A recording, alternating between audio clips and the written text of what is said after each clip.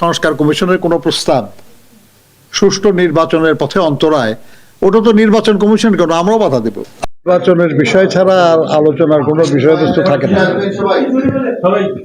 কাজেই এক কথায় বলা যে আমরা তাদের সঙ্গে নির্বাচনের বিষয় নিয়ে আলোচনা করেছি,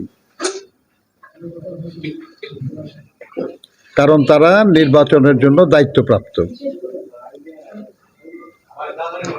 আমরা তাদের কাছে মূলত তারা এই মুহূর্তে কি কার্যক্রম করছেন,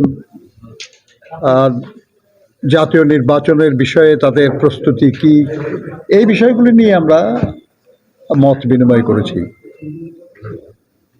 এবং আমরা তাদের কাছে জেনেছি যে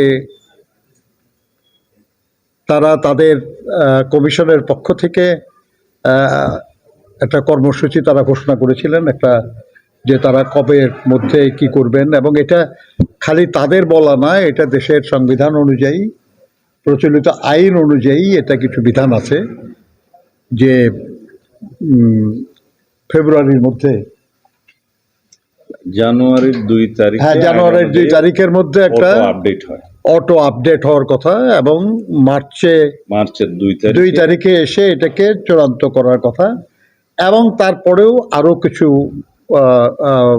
কার্যক্রম আছে। এই কার্যক্রম তারা পরিচালনা করেছেন এবং তারা যেটুকু আমরা জানলাম আর কি, যে প্রায় 30 লক্ষ নতুন ভোটার আগামী দিনে যুক্ত হবে। এগুলো তালিকায় বাদ পড়েছিল, তাদেরকে ভোটার আগে করা হয় নাই, তারা হবে। আর এই সময় যে তালিকাটা করা হলো, এখানে নতুন যারা আর হবে এরা হলো বাদ পড়া, আর নতুন যেগুলেন সেগুলেন কিন্তু এখন ভোটার হবে না।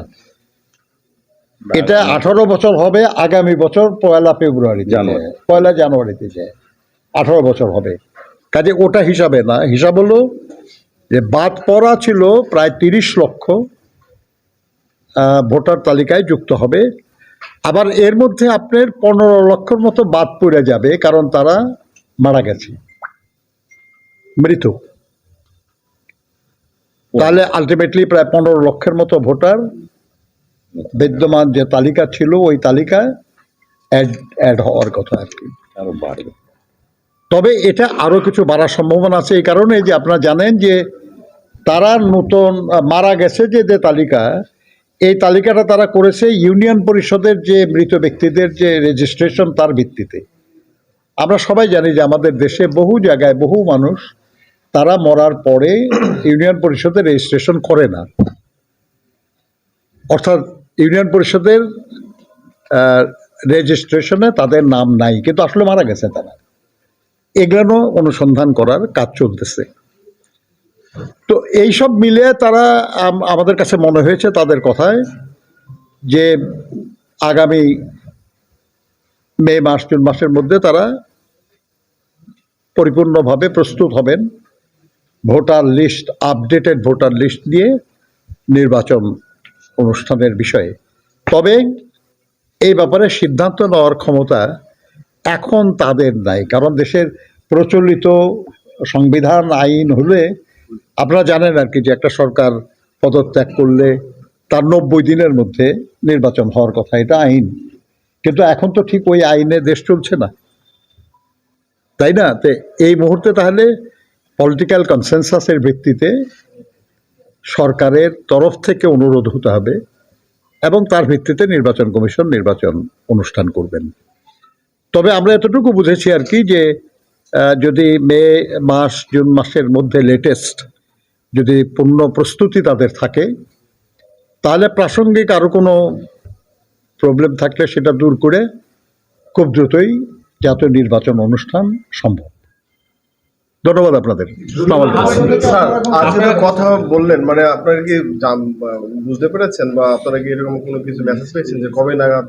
যে এই ঘোষণা তো ওনারা করতে পারেন না, কারণ এখন নর্মাল কনস্টিটিউশনের নর্মাল যে নিয়ম সেই অনুযায়ী নির্বাচন হচ্ছে না। কিন্তু একটা মেসেজ পেয়েছেন, কিন্তু আপনাদের তো একটা প্রস্তুতি, আপনারা কোনো প্রস্তাব দিয়েছেন কি না?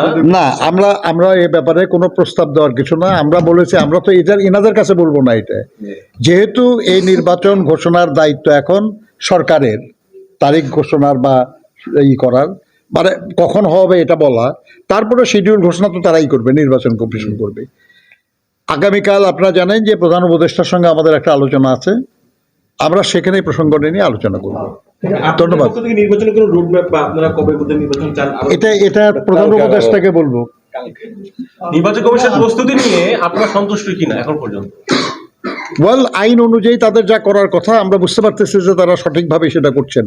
মাঝখানে তারা বলছিলেন যে সংস্কার কমিশনের একটা যে দুইটা মিলা তারা অপেক্ষা করছিলেন যে সংস্কার কমিশনের ওইখান থেকে কি হয়, আইন হয়ে আসে বা কি বিধি আসে, সেই অনুযায়ী তারা সেটার জন্য তারা ব্যাপারটা হচ্ছে সংস্কার কমিশন যে সুপারিশ করবে, সেই সুপারিশ নিয়ে স্টেক হোল্ডারদের সঙ্গে সরকার আলোচনা করবে, কইরা যে সিদ্ধান্ত হবে সেই সিদ্ধান্তের আলোকে যদি আইনের পরিবর্তন হয় বা বিধানের পরিবর্তন হয়, নির্বাচন কমিশনকে সেটা মানতে হবে।